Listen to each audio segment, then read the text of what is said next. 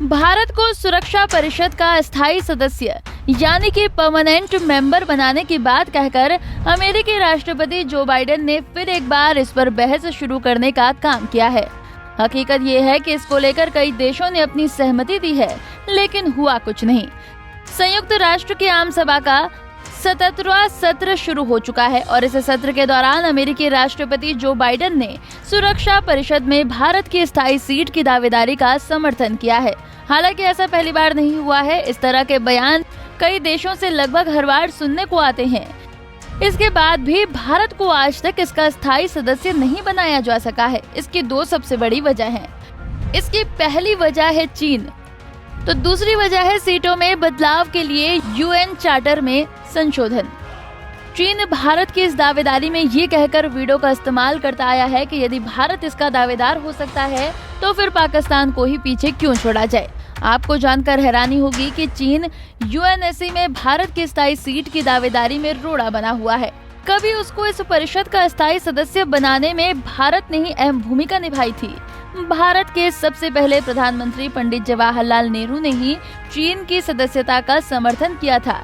ये कड़वी ही सही लेकिन सच्चाई है।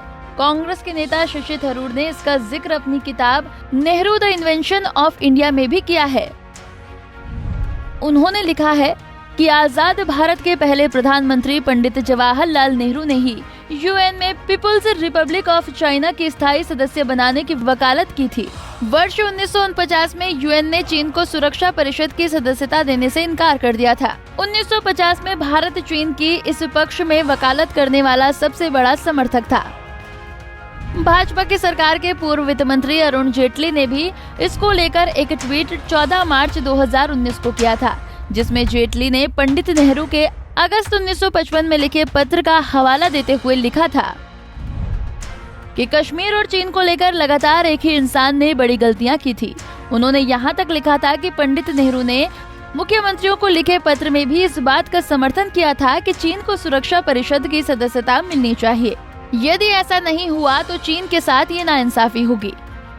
भारत को सुरक्षा परिषद बनाने की राह में एक समस्या संयुक्त राष्ट्र के चार्टर में संशोधन भी है, जो कि अब तक नहीं किया गया। सुरक्षा परिषद के सदस्यों की संख्या बढ़ाने के लिए इसमें संशोधन बेहद जरूरी है।